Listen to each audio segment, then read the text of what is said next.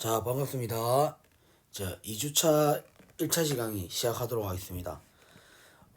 저번에 우리가 이제 벡터의 이제 계산하는 방법이라든지 그런 것들에 대해서 우리가 저번 시간에 배웠었고요. 자, 오늘 우리가 하게 될 부분은 이제 그 벡터의 내적이라는 걸 우리가 배우게 될 겁니다. 그래서 약간 숫자에서의 그 곱셈처럼 저번 시간에도 얘기했었지만 그 숫자에서의 곱셈처럼 우리가 계산되어지는 이런 형태에 대해서 우리가 배우게 될 거고, 그래서 페이지는 26페이지를 한번 보시게 되면은 이제 처음에 우리가 벡터의 내적을 우리가 어떻게 정의하는지부터 한번 살펴볼 수 있어야 되겠죠. 그래서 자, 보시게 되면은 우리가 벡터를 내적을 정의하는 방법이 두 방법이 있거든요. 그래서 벡터의 내적을 우리가 정의하는 방법이 두 가지가 있거든요. 그래서 그 내적을 정의하는 두 가지 방법이 일단은 하나는 이제 이렇게 되어 있어요. 기하학적으로 우리가 표현하는 방법. 기하학적인 방법.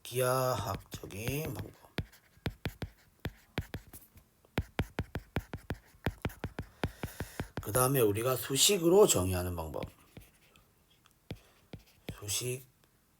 수식으로 정의하는 방법.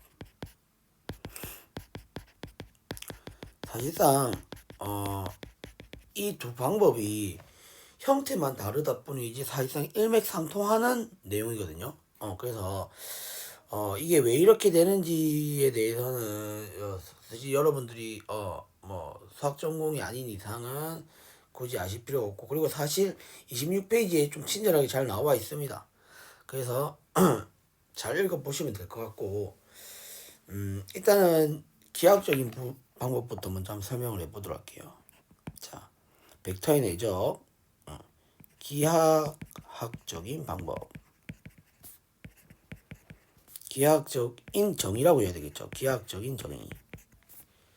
그래서 어떤 두 벡터가 있어요.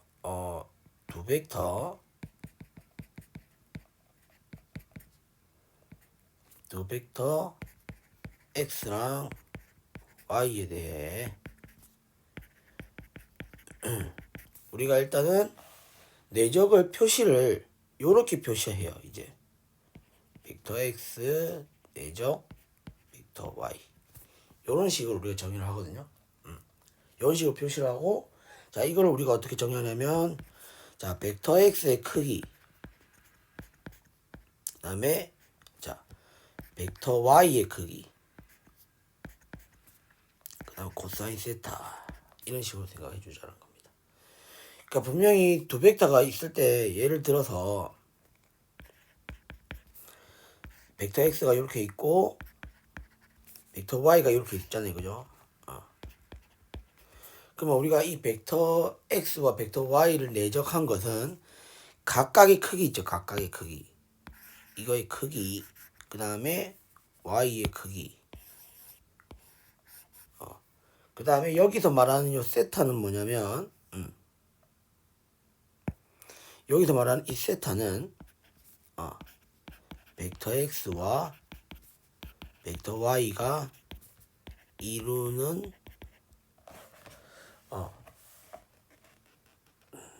이루는 사이각을 말하는 거죠.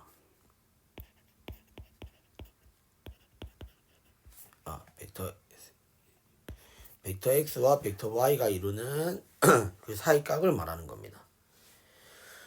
그죠? 그래서 세타의 범위는 이제 0에서 파이까지 우리가 된다고 보시면 될 것 같고,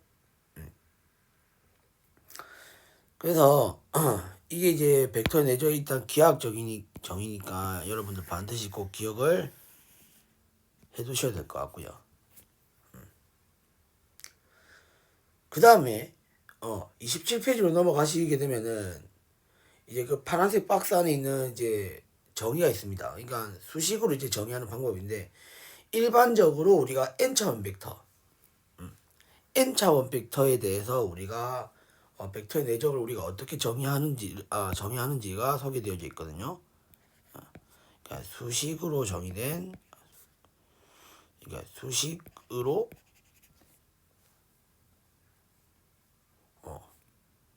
된 내적의 정의라고 보면 되겠네요. 그럼 이것도 역시 두 벡터에 대해서 우리가 생각해 볼 수 있고, 두 벡터를 우리가 이런 식으로 생각해 보자는 겁니다. n차원 벡터니까 x1부터 x의 n까지. 그 다음에 자 벡터 y는 y1부터 yn까지. 자 이런 식으로 n차원 벡터 두 개를 들고 오는데, 이렇게 들고 왔을 경우에 우리는 뭐다? 벡터 x 내적 벡터 y는 이런 식으로 각각의 성분들을 곱해서 다 더한 거를 말하는 겁니다. 그러니까 즉 x1, y1, x2, y2 이렇게 해서 어디까지? xn, yn. 그러니까 각각의 성분들을 다 곱한 다음에 그것들을 다 더해준 값이 바로 내적이 된다라는 거죠. 예.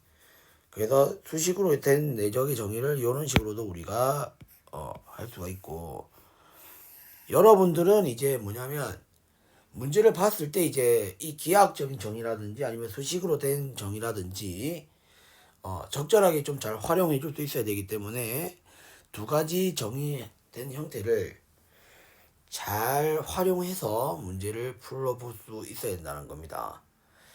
그래도 아까 또 얘기했지만 이 두 식은 사실상 같은 내용인데 왜 같은지에 대한 소개는 지금 26페이지에 잘 소개되어 있거든요. 그래서 여러분들 한번 읽어보시기 바라겠고, 사실 이제부터 사실상 문제 푸는 거에 일단 초점을 맞춰가지고 연습한다는 느낌으로 일단은 진행해 보도록 할게요. 그래서 보면은 때로는 지금 이게 표시하기를 내적 정의 표시하기를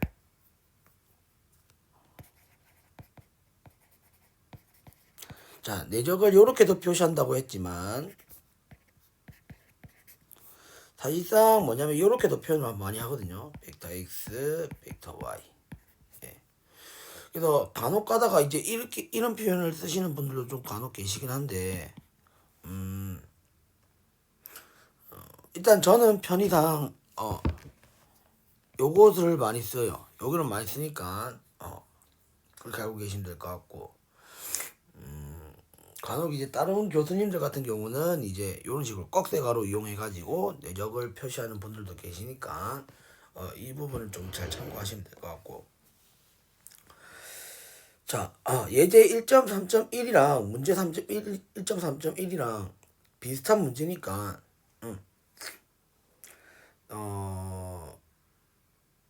문제 1.3.1을 한번 풀어보도록 할게요. 예제 1.3.1은 답이 나와 있으니까. 그래서 문제 1.3.1 자 이렇게 있으면 여기다 문제에서 구하라고 하는 게 지금 벡터 x는 1, -2, 1, 4고 그 다음에 벡터 y는 4, 2, 3, 1이에요.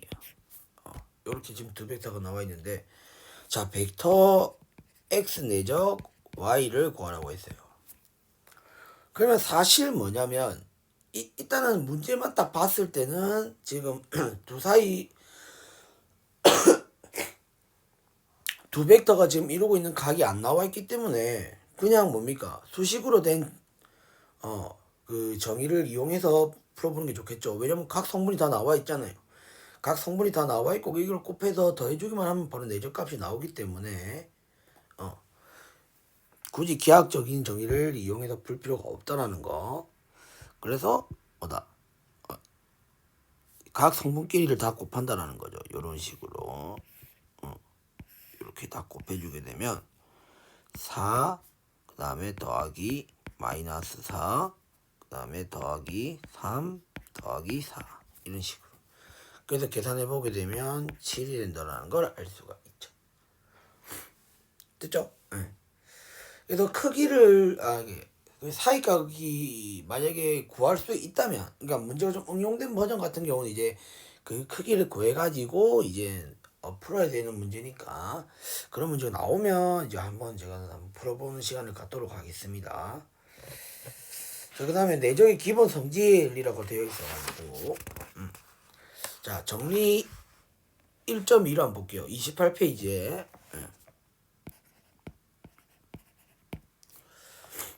자, 정리 1.2를 한번 보시게 되면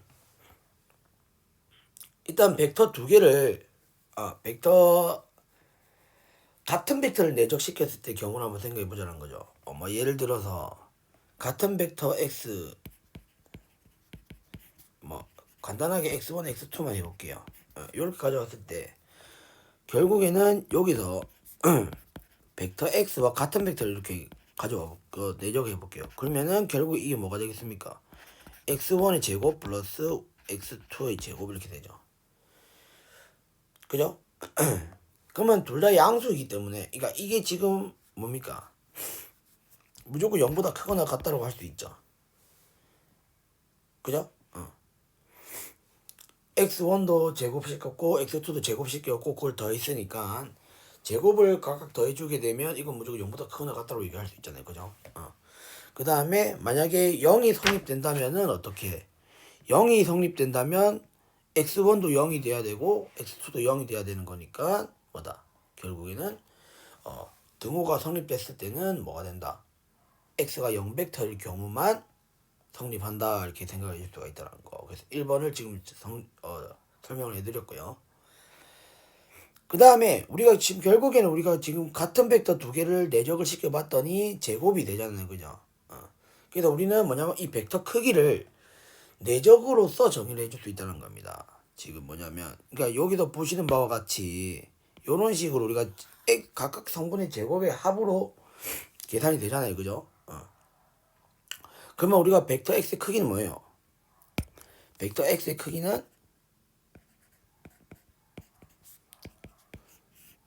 x1 제곱 더하기 x2의 제곱이잖아요. 그죠? 그러면은 우리가 이거를 이런 식으로 내적으로 정의를 할 수 있었기 때문에 이걸 어떻게 벡터 크기를 이런 식으로 내적으로서 정의를 해줄 수도 있다는 겁니다. y가 아니라 x 이런 식으로 정의를 할 수가 있고요. 그 다음에 자 3번 같은 경우는 죄송합니다. 목 상태가 좀 별로 안 좋네요. 그래서 3번 같은 경우는 이제 벡터의 내적 같은 경우는 뭡니까? 각각의 성분의 곱의 합이기 때문에 교환 법칙도 성립된다는 겁니다. 내적에 대해서 우리가 교환 법칙이 성립이 가능하고 그 다음에 자 이렇게 4번 같은 경우는 어떻게 했어요? 지금 약간 분배 법칙 느낌인 거죠. 그러니까 우리가 이게 수에서 보게 되면 뭐다 그 곱셈처럼 우리가 벡터의 곱셈처럼 우리가 생각해 볼 수가 있고 그러니까 분배 법칙까지 이렇게 성립되는 거 보면 우리가 곱셈처럼 계산을 해줄 수 있다라는 부분 그렇게 생각해 볼 수가 있고 그래서 문제 1.3.2 같은 경우는 그 내적 표시를 그냥 곱셈처럼 계산해 가지고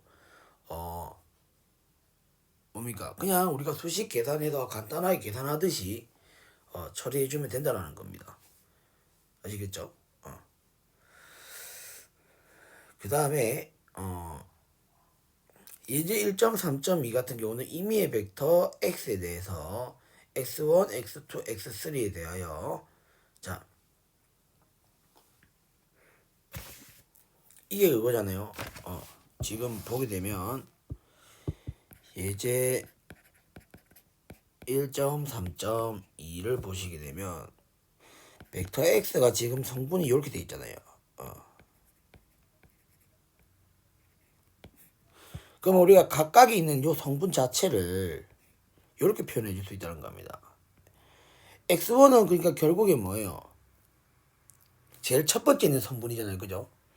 그러면 우리가 어떻게 나머지 것도 전부 다 0으로 만들어준다 생각해 주게 되면 결국 뭐다? 벡터 x와 단위 기본 벡터인 요 i 우리가 저번 시간에 i를 뭐라고 했어요? 1, 첫 번째 성분이 1이고 나머지가 전부 다 0인 요런 형태였잖아요. 그죠? 그래서 우리는 벡터 x와 i를 이렇게 내적한 요런 형태로 나타낼 수가 있고, 두 번째 성분은 우리가 어떻게 벡터 x와 j를 우리가 내적한 거다 이렇게 생각해 주면 되겠죠. 그 다음에 벡터 x랑 k를 내적해서 이런 형태로 나타낼 각각의 성분을 이런 식으로 표시를 해줄 수 있다는 거죠. 예. 중요한 내용은 아닌 것 같아가지고 일단 넘어가도록 하겠습니다. 그 다음에 잠시만요. 목이 너무 안 좋아서 물 좀 마시고 올게요. 잠시만요.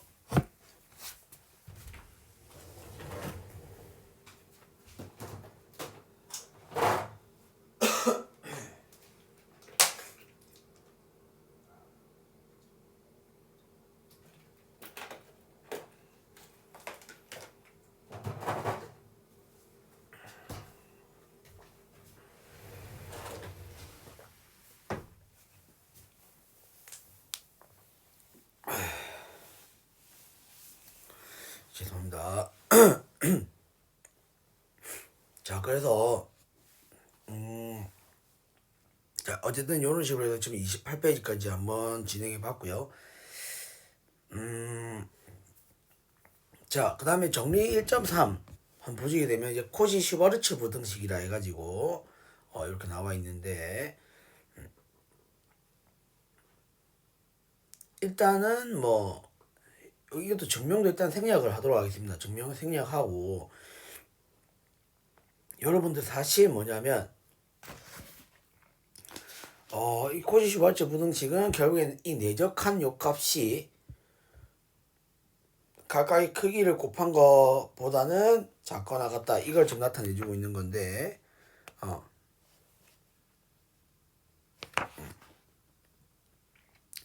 그래서 뭐 이거 나중에 꼭 일단은 기억을 해두셨다가 한번 소개는 해드릴게요. 그러니까 정리 1.3에 나와 있는 내용이 이제 코시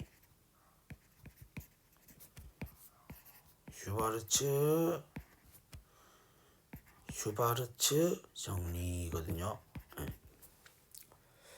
그래서 이게 어떤 형태냐면은 n점 벡터가 있을 경우에 우리는 이런 식으로 벡터 x 내적 벡터 y, 이것은 각각의 벡터의 크기를 곱한 것보다는 작거나 같다라는 것이 코시 슈바르츠 부등식입니다. 예. 그래서 이거를 조금 그냥 쫙 보기 편하게 우리가 2차원 벡터만 가져와 가지고 정리한 식을 한번 적어 보게 되면 참고, 벡터 x를 우리는 이런 식으로 x1, x2, 그 다음에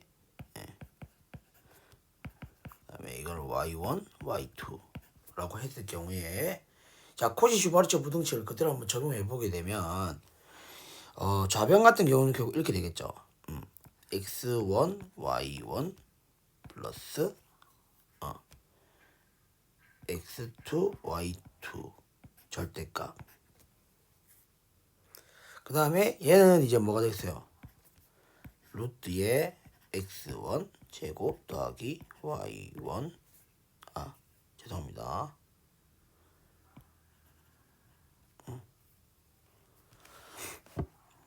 플러스 x2의 제곱 곱하기 루트 y1 제곱 더하기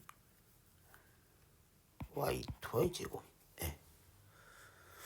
그래갖고 양변을 제곱해주게 되면 결국 이렇게 되거든요. 양변 제곱해주게 되면 결국 x1 y1 플러스 x2 y2의 제곱은,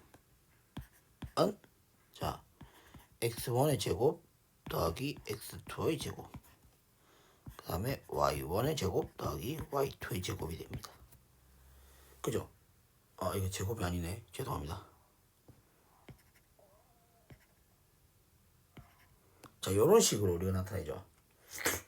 자, 근데 요식 어디서 많이 보지 않았어요? 요식 보게 되면 뭡니까?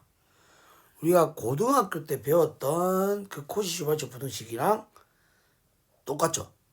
예. 아마 보신 적이 있으실 겁니다. 고등학교 때 보면 이런 절대부등식 파트에서 아마 요런 거를 우리가 많이 이런 형태를 많이 봤을 텐데 그거의 이제 일반화된 식 자체가 바로 요거다라고 보시면 됩니다. 예. 아시겠죠? 이거는 지금 벡터를 2차원 벡터 두 개로 가져왔을 경우에 나오게 되는 코시-슈바츠 부등식이고, 그래서 아마 고등학교 때는 이제 여기까지만 소개되어져 있다면,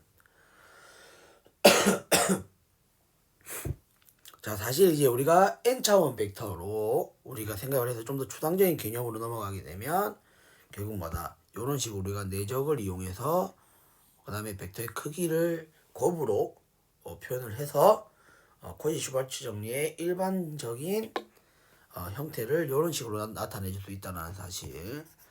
그래서 이거는 이제 좀 문제 풀 때도 많이 중요한 내용이니까 여러분들 꼭 기억을 해주시길 바라겠고요. 그 다음에 그다음 넘어가서 우리가 사실 뭐냐면은 아까도 말했지만 그 벡터를 내적을 정의하는 방법에 있어서 두 가지 방법이 있었잖아요. 그럼 그 두 가지 방법을 잘 접목시키게 되면 결국 우리가 할 수 있는 부분이 뭐냐면 두 벡터의 사이에 이루는 각을 우리는 코사인을 이용해서 구해줄 수 있다는 겁니다. 아시겠죠? 네.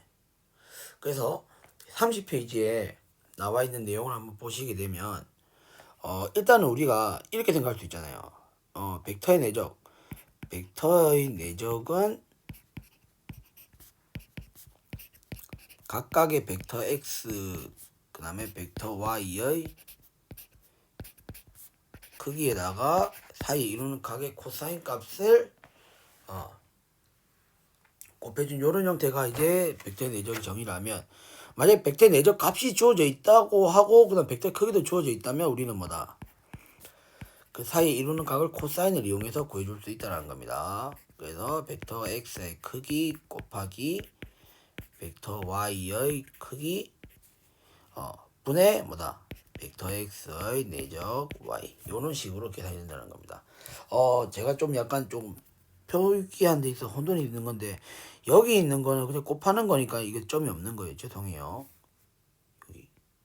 여기는 없는 거예요.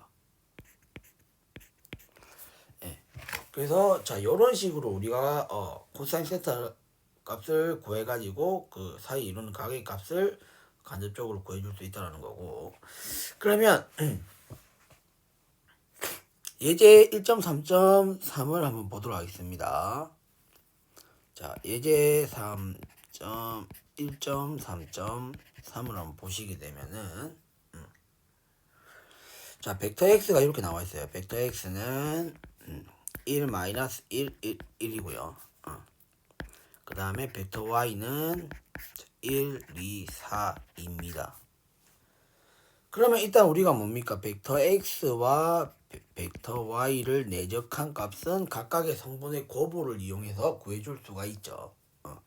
그래서 계산해 보게 되면 1, 그 다음에 마이너스 2, 그 다음에 플러스 4, 그 다음에 플러스 2. 따라서 5가 되고요. 그죠? 그 다음에 벡터 x 크기부터 한번 구해볼게요. 벡터 x 크기는 결국 뭡니까? 루트에 1 더하기 1 더하기 1 더하기 1이 되겠죠. 각각의 제곱에서 더해서 루트를 씌워주면 되니까, 그러면 2가 되는 걸 알 수 있고요. 그 다음 벡터 y의 크기를 한번 구해보게 되면은 루트에 자 1, 4, 16, 4 이렇게 되겠네요. 그러면 20이고 24니까 루트 24, 이건 2루트 6이 되겠네요. 그죠? 아닌가? 죄송해요. 계산 잘못했네. 다 계산해보면 25죠. 그래서 5가 되는 걸 알 수 있습니다. 그러면은 결국에는 우리가 코사인 세타를 한번 구해보게 되면은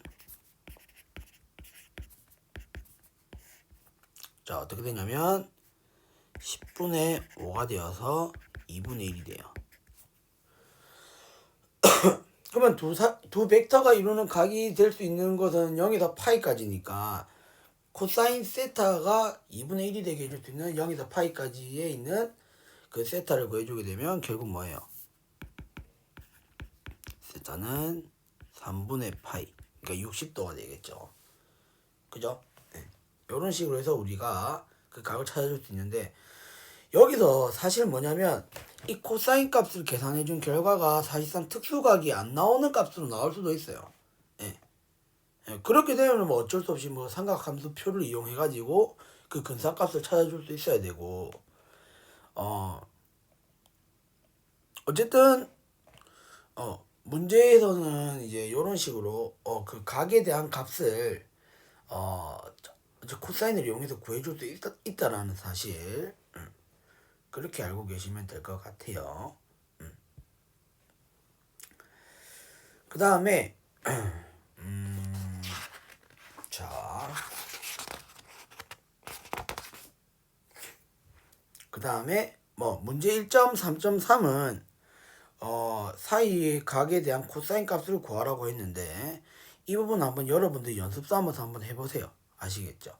그러니까 제가 했던 요 내용대로 그대로 하시면 될 것 같고, 그러니까 예제 1.3.3이랑 별반 차이가 없으니까 자, 이런 식으로 계산을 하면 되고요. 그 다음에 예제 1.3.4를 보도록 하겠습니다. 이제 1.3.4를 보시게 되면 이게 이제 뭐냐면 삼각부등식이거든요.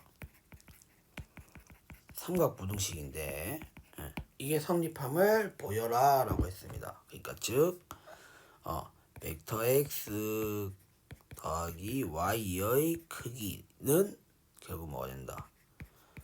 벡터 x 더하기 벡터 y. 자, 이 부등식이 성립하는 거를 보여라 라고 했거든요.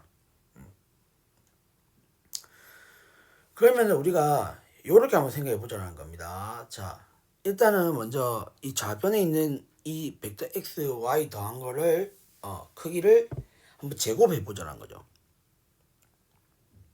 자,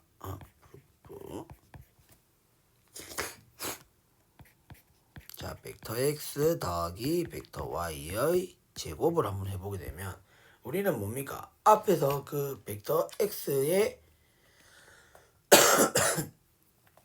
이거 자체를 사실 이렇게 표현할 수 있었잖아요. 그죠? 그러니까 벡터 x 더하기 y 벡터 y를 같은 벡터라고 생각하고 내적한 결과다 이렇게 생각해 줄 수 있었잖아요. 그죠? 앞에서. 그죠? 네. 그러니까 정리 1.2에 2번을 한번 보시게 되면 우리가 요 사실을 잘 알 수 있습니다. 그죠? 그래서 2번 요 사실을 보게 되면 결국 양변에 제곱해 주게 된 결과가 이렇게 표현된다고 얘기를 할 수가 있겠죠. 그러면 우리가 이렇게 내적을 시켜준 결과가 결국엔 수식을 계산해준 결과를 똑같이 생각해주면 되니까 분배 법칙을 생각해주면 되는 겁니다. 그러면 뭐가 되냐면 얘가 이렇게 되겠죠. 자, 벡터 x의 크기의 제곱에다가 벡터 x, 벡터 y 더하기 벡터 y 내적 벡터 x 더하기 벡터 y 크기의 제곱 이런 식으로 나타내고,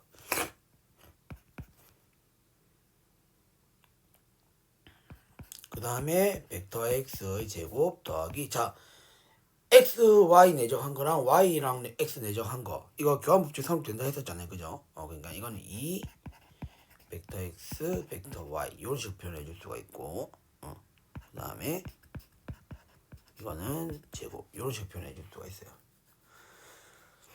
그럼 아까 소개해 줬던 뭡니까? 그 코시 슈바르츠 부등식에 의해서 이게 이제 이렇게 이제 부등식으로 바뀌어요.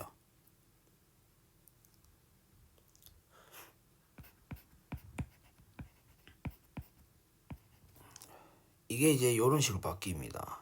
플러스 2에 벡터 x 그 다음에 벡터 y의 크기 자, 이런 식으로 바뀝니다. 그러면 이거 자체는 이제 뭐가 되겠어요? 벡터 x의 크기의 플러스 벡터 y의 크기. 이거 더한 거를 전체 제곱해준 이런 형태가 되겠죠. 그러면은 양 끝에 있는 요것만 보게 되면은 이제 뭡니까? 어쨌든 크기를 나타내준 거니까 둘 다 양수죠. 그래서 우리는 여기서 뭘 알 수 있다? 벡터 x의 벡터 y를 더한 거에다가 이거의 크기는 뭐다? 벡터 x의 크기 더하기 벡터 y의 크기를 더한 거보다는 작거나 같다. 이런 식으로 표현해 줄 수 있다라는 거죠. 됐습니까? 이런 식으로 해서 우리가 삼각부등식을 정리를 할 수가 있고요. 그 다음에 우리가 어떤 두 벡터가 이제 수직일 경우가 이제 굉장히 특별한 케이스잖아요, 그죠? 그래서 그때를 우리가 조금 어떻게 내적이랑 좀 결합을 해서 나타내 볼 수 있는지에 대해서 소개를 해보도록 할게요. 그래서 자 보시게 되면은 자 31페이지에 그 중간에 있는 거 보시게 되면 자 요렇게 한번 생각해보자는 겁니다. 어쨌든 벡터 x와 벡터의 내적을 각각의 크기에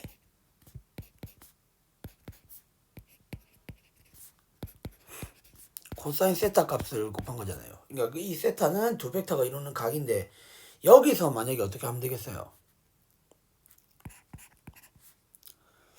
만약에 벡터 x와 벡터 y가 수직이라면, 그러니까 수직 혹은 직교라고 한다면, 수직으로 이렇게 만나는 케이스라면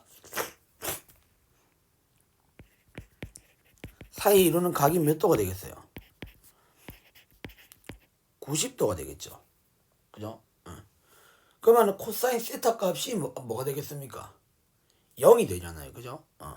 그러면 코사인 세타 값이 0이 되는 거니까 우리는 여기서 자연스럽게 얻어낼 수 있는 결론은 벡터 x와 벡터 y를 내적한 결과값이 0이 된다라고 얘기를 할 수가 있죠. 그래서 정리를 해보자면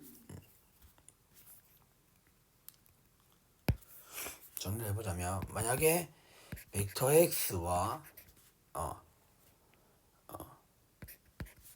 벡터 y가 이렇게 수직이었을 경우에 우리가 얘기를 할 수 있는 부분은 바로 뭐다?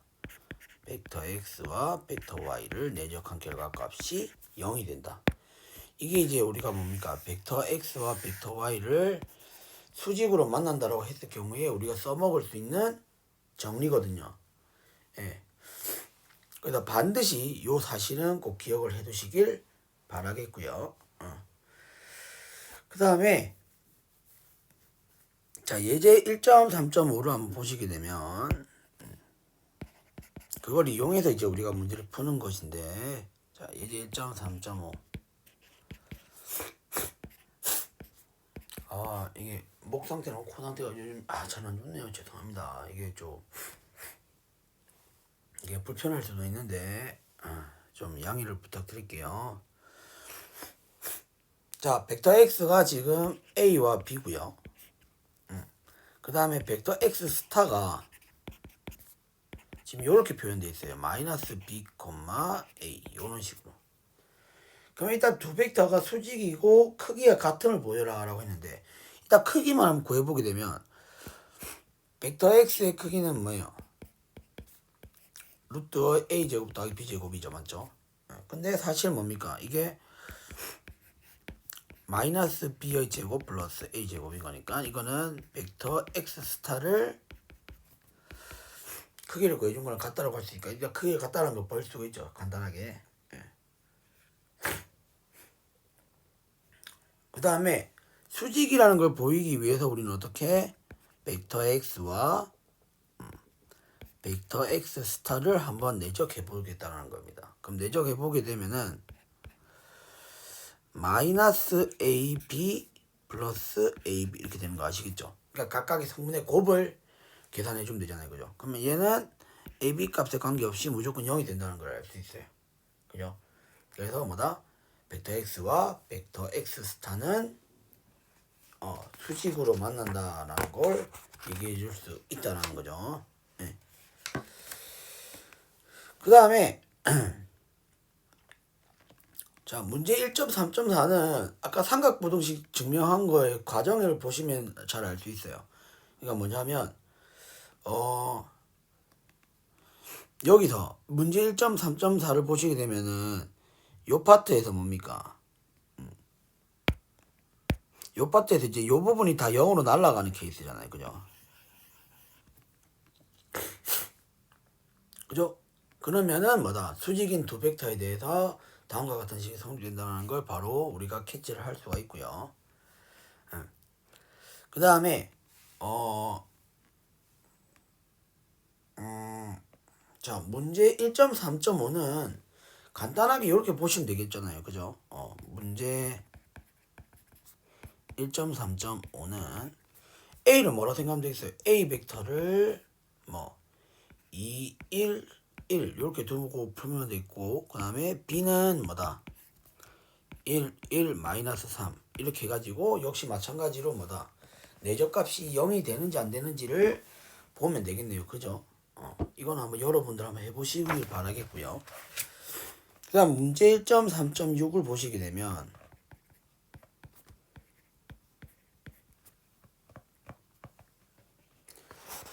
자, 문제 1.3.6을 한번 보시게 되면은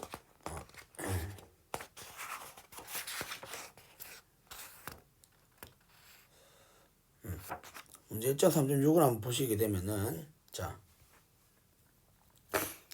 x가 지금 이거예요. 벡터 x가 뭐 요렇게 간단하게 이렇게 표현해 볼게요. 저는 자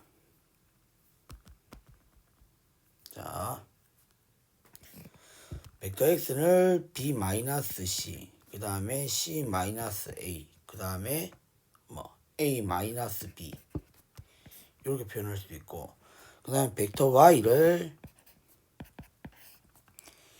b 플러스 c 그 다음에 c 플러스 a 그 다음에 a 플러스 b인데, 이게 이제 a, b, c에 관계없이 항상 수직임을 보여라 라고 했으니까 이걸 좀 내적해 본다는 겁니다. 그럼 내적해 보게 된다면 벡터 x와 벡터 y를 내적한 결과값을 계산해 보게 되면 자, b제곱 마이너스 c제곱 이렇게 된 거 알 수 있죠. 첫 번째 성분 곱해주게 되면 합차니까, 그 다음에 c제곱 마이너스 a제곱 이렇게 되고요. 그 다음에 a제곱 마이너스 b제곱, 그래서 이게 다 날라가잖아요. 그죠? 따라서 뭐다? 0이 되니까 A, B, C의 값에 관계없이 항상 수직이 된다라고 우리가 보여줄 수가 있죠. 그죠? 예. 그래서 어렵지 않게 할 수가 있고, 자, 그 다음에 나오는 내용이 굉장히 이제 여러분들 좀 많이 어려워하는 내용이거든요. 그래서 꼭 설명 잘 듣도록 합니다. 자, 일단은 스칼라 사형과 벡터 사형이에요. 그래서 자, 페이지 32페이지부터 쭉 한번 보시게 되면은 자, 이제 스칼라 사형과 벡터 사형이라는 말이 나오거든요. 스칼라 사형, 그 다음에 벡터 사형.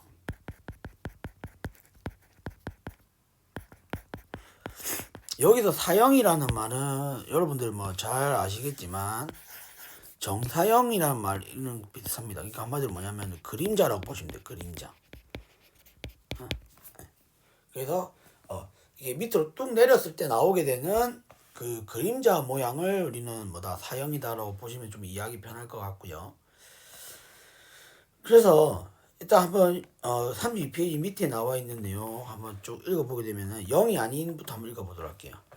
자, 0이 아닌 두 임의의 두 n차원 벡터 x랑 y를 생각하자. 자, 어떤 u라는 벡터를 y의 단위 벡터라고 생각을 해주고, 그 y와 같은 방향의 단위 벡터라고 했을 때에 우리는 이 스칼라 어떤 상수를 이렇게 이런 식으로 벡터 x와 그 y 방향으로서의 단위 벡터와 내적한 값으로 우리는 스칼라를 생각해 주게 됐을 때 우리는 그 상수 값을 우리는 스칼라 사형이라 하고, 그 스칼라 사형을 이제 그 y 방향으로의 단위 벡터랑 곱해준 요 것을 우리는 벡터 사형이다 이렇게 나와 있죠. 그래서 사실 이렇게 말로 설명해 주게 되면 여러분 좀 이해하기 어려우니까 이제 33페이지에 그림 1.23을 한번 보도록 할게요. 그래서 그림 1.23을 한번 그려보게 되면 자 요런 식으로 자 그래서 만약에 여기를 벡터 x라고 할게요. 그 다음에 여기를 벡터 y라고 할게요. 그랬을 때 우리가 일단은 벡터 x와 벡터 y의 스칼라 사용부터 우리가 어떻게 정의를 하는지 설명해 드리자면 아까 그랬잖아요. 스칼라 사용은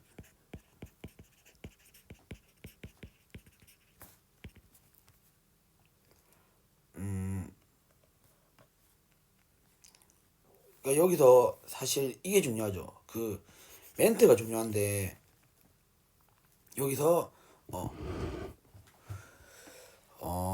y 위로의 벡터 x의 스칼라 사용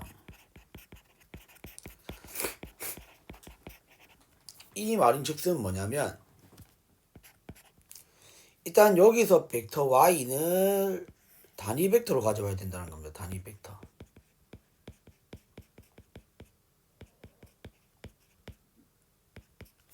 그러면 예를 들어서 지금 제가 이렇게 벡터 y를 그렸는데 이 벡터 y가 크기가 1보다 크다라고 가정을 해볼게요. 그러면은 어떻게 되겠어요? 그 단위 벡터를 우리가 이런 식으로 우리가 잡아줄 수 있겠죠. 이걸 크기가 1인 벡터라고 가정을 해볼게요. 그러면 이거 자체가 뭐가 되겠어요? 벡터 u가 될 거잖아요. u. 벡터 u가 될 거잖아요. 그죠? 그죠? 그러면 우리가 요 벡터와 요 빨간색 벡터와 그 다음에 요 벡터 x 두 개를 내적해준 값이 바로 뭐가 된다? 스칼라 사용이 된다라고 보시면 될 것 같아요. 아시겠죠? 네. 스칼라 사용이 되고 그 스칼라 사용이 되고 그것을 이제 u에다가 곱해준 바로 u의 이제 상수배가 된 바로 요 형태. 그러니까 즉 요런 식으로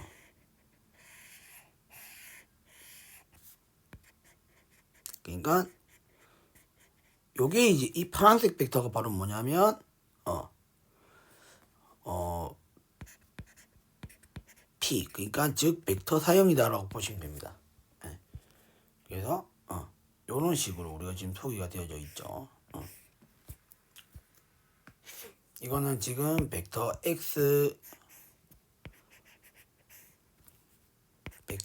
마이너스 p가 될 거고요. 그러니까 우리가 뭐냐면 일단은 y 위로의 벡터 x의 스칼라 사용을 구해줘야만이 벡터 사용을 구해줄 수 있다는 겁니다. 아시겠죠? 근데 그 스칼라 사용은 뭐냐면 y 위로 a라고 했으니까 이 y의 단위 벡터를 일단 가져온다는 거죠. 그러면 그 단위 벡터를 우리가 u라고 잡아주고 그 단위 벡터와 벡터 x 값을 내적을 해요. 그러면 상수 값이 나올 거 아니에요. 그죠? 각 성분끼리의 곱의 합이니까. 그러니까 그 벡터 x와 y와 같은 방향으로의 단위 벡터를 내적해준 값이 바로 뭐가 된다? 스칼라 사용이 된다라고 얘기해 줄 수 있다는 겁니다. 그러니까 벡터 x와 벡터 u 이거를 이제 내적해준 결과값이 바로 뭐다? 스칼라 사용이다 라고 생각을 해줄 수가 있고 여기서 말하는 요 u는 바로 뭡니까? y와 같은 방향으로의 같은 방향인 단위 벡터다 라고 생각해 주면 되겠죠. y와 같은 방향인 단위 벡터가 될 거고 그 다음에 그렇게 해서 나오는 스칼라 값을 우리가 알파라고 잡았을 때 이렇게 알파라고 잡았을 때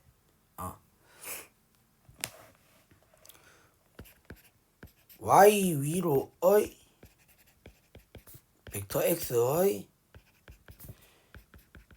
벡터 사형은 뭐다?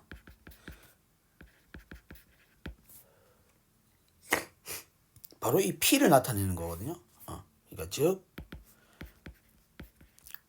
결국에는 y랑 같은 방향이 돼야 되는데 어떻게 된다? 이 스칼라 사형을 이 크기가 1인 단위 벡터에 곱해준 이런 형태를 말하는 겁니다. 예. 그러면은 바로 벡터 x의 사형이 된다라고 얘기를 해줄 수가 있고, 그러면 정리를 한번 해보자면 그 33페이지에 정리가 잘 되어 있죠. 그러면은 우리가 이렇게 생각해 줄 수 있죠. 어떤 벡터 x랑 y를 가져왔을 때에 정리 1.4를 한번 보시게 되면은 우리가 y 위로의 x의 스칼라 사형은 결국 어떻게 구해줄 수 있냐면 알파는 벡터 x와 자 u가 뭐예요? 결국에 y 위로의 y와 같은 방향인 단위 벡터니까 우리는 이런 식으로 크기로 나눠준 벡터다 이렇게 생각해 줄 수 있겠네요. 그죠? 그러면 지금 뭐예요? 이 벡터 크기분의 1 요거 자체는 지금 상수값이니까 얘를 다시 한번 표현해 보게 되면 벡터 x의 y의 크기를 나눠준 거 분의 1에 뭐 어떻게 벡터 x와 벡터 y를 내적해준 요 결과값이 된다. 이렇게 보시면 되겠네요. 그죠? 예. 됐나요? 예. 이런 식으로 우리가 생각해 줄 수가 있고, 이거는 지금 스칼라 값입니다. 그러니까 말 그대로 상수 값이 벡터 값이 아니에요. 예. 그럼 여기다 우리가 벡터 사형이라는 것은 결국 어떻게 이걸 다시 표현해 보게 되면 뭡니까? 벡터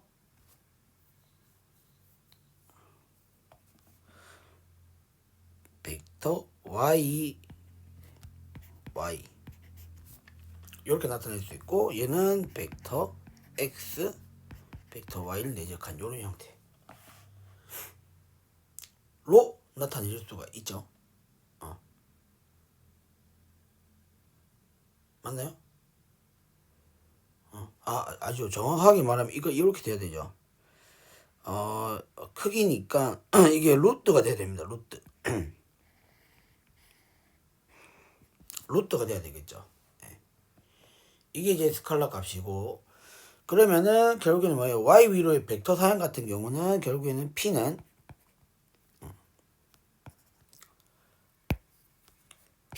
결국 뭐예요? 스칼라 사형을 곱한 거. 그러니까 단위 벡터에다가 u의 벡터에다가 지금 스칼라 사형을 곱한 요런 형태니까, 자 이게 이렇게 되겠네요. 루트의 벡터 y 내적한 거, 그 다음에 벡터 x 내적 벡터 y, 여기에다가 이제 뭡니까? 곱한 거죠. 이건 이제 곱한 거죠. 곱한 거. 숫자를 곱한 겁니다. 루트의 벡터 y 그 다음에 여기는 이제 뭡니까? 1에다가 여기다가 벡터 y를 이렇게 생각해 주면 되겠죠. 네. 그죠? 그러니까 요거 자체가 지금 뭐예요? 벡터 U인 거잖아요. 요 자체가 벡터 U인 거잖아요. U. 그죠? 그러면 이제 이걸 이제 요런 식으로 계산해 주게 되면, 요렇게 계산해 주게 되면 뭐가 돼요? 결국 벡터 y 내적 벡터 y에다가 벡터 x 내적 벡터 y, 이게 스칼라 값이 되고, 여기다가 뭐 벡터 y 값이 곱해진 이런 형태가 되겠죠. 그죠? 그래서 우리가 이 벡터 사형을 계산할 수 있는 어떤 식의 형태로 만들 수 있다는 겁니다. 아시겠죠? 네. 이런 식으로 우리가 생각을 해볼 수가 있고, 그러면 이렇게 만들어진 요 벡터 P라는 것이 결국 뭡니까? 이렇게 나와 있으니까 여기서 당연히 뭡니까? x-p라는 벡터를 이렇게 형성해 줄 수 있겠죠. 시점과 종점을 이어준다 생각해 주게 되면, 그랬을 경우에 우리는 얘기할 수 있는 거는 바로 뭐다? x-p의 벡터와 전체 이 벡터 x는 뭐다? 직교한다. 이렇게 우리가 생각해 볼 수 있다는 겁니다. 그림을 보면은 충분히 우리가 이해를 할 수 있을 거예요. 아시겠죠? 네. 이렇게 우리가 한번 정리를 해볼 수 있도록 하고요. 그래서 이건 나중에 죄송해요. 너희들이 난다. 그러니까 여러분들이 이 공식을 이제 앞으로 여러분들 많이 쓰시게 될 거예요. 이 벡터 사형이라는 요 식을 여러분들 많이, 그러니까 y 위로의 벡터 사형, 벡터 x의 벡터 사형을 이렇게 구해줄 수 있다는 걸 앞으로 많이 쓰게 될 거니까 요 공식을 반드시 꼭 기억을 해 두시길 바라겠습니다. 아시겠죠? 예. 요렇게 한번 여러분들 정리를 한번 해볼 수 있도록 하고요. 그러면 연습 삼아서 한번 문제 1.3.7을 한번 풀어보고 나서 한번 이번 시간 마쳐볼 수 있도록 하겠습니다. 일단은 문제 1.3.7의 1번 같은 경우는 이제 간단하니까 여러분들 한번 해보시고요. 자, 문제 1.3.7의 2번을 제가 한번 해보도록 할게요. 문제 1.3.7의 자 2번. 자 2번을 보시게 되면은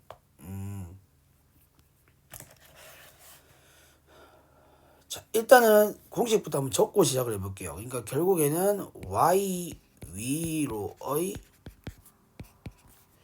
벡터 x의 벡터 사형을 구하는 방법이 뭐냐면 이거예요. 여기서는 그런 표현이 안 나와 있나?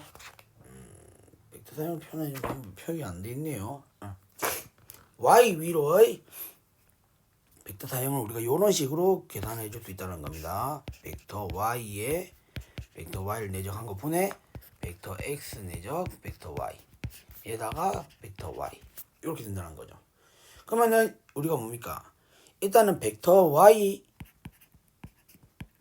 두 개를 내적한 것부터 한번 계산해 보게 되면은 이거는 지금 뭡니까? 1 플러스 16 플러스 3이니까 9니까 26이 되는 걸 알 수 있죠. 그 다음에 자 벡터 x와 벡터 y를 내적해준 결과값을 계산해 보게 되면은 마이너스 3, 그 다음에 마이너스 4, 그 다음에 플러스 6 이렇게 되겠죠. 그래서 얘는 마이너스 1이 되는 걸 알 수 있어요. 그러면 결국에 우리가 스칼라 사용을 그러니까 벡터 y의 앞에 곱해져 있는 요 상수값 요거를 계산해 준 결과값이죠. 그러니까 벡터 y 분의 벡터 x 내적 벡터 y 이걸 계산해 준 결과값은 결국 26분의 마이너스 1이 된다는 걸 알 수 있고요. 그러면 결국에는 요 값을 벡터 y에 곱해준 결과, 그러니까 즉 이걸 계산해 준 결과값을 계산해 보게 되면 마이너스 26분의 1에다가 마이너스 1, 그 다음에 4, 3을 곱해줘서 결국 어떤 형태? 26분의 1, 그 다음에 마이너스 26분의 4, 그 다음에 마이너스 26분의 3 요런 형태로 나온다는 걸 알 수 있다는 겁니다. 아시겠죠? 네. 그래서 응용 부분은 이제 34페이지 밑에 나오는 응용 부분은 여러분들 굳이 아실 필요가 없을 것 같아서 일단은 여기까지 한번 할 수 있도록 하겠고요. 그 다음에 일단은 지금 강의는 일단 오늘 강의는 여기까지 하도록 하겠습니다. 여기까지 하고요. 그 다음에 2차시 강의에서는 이제 좀 더 이 벡터의 내적을 이용해서 뭐 직선의 방정식이라든지 뭐 평면의 방정식이 어떻게 결정이 되는지에 대해서 소개하는 시간을 갖도록 하겠습니다. 아시겠죠? 예. 그래서 오늘 수업은 일단은 여기까지 하도록 하겠습니다. 감사합니다.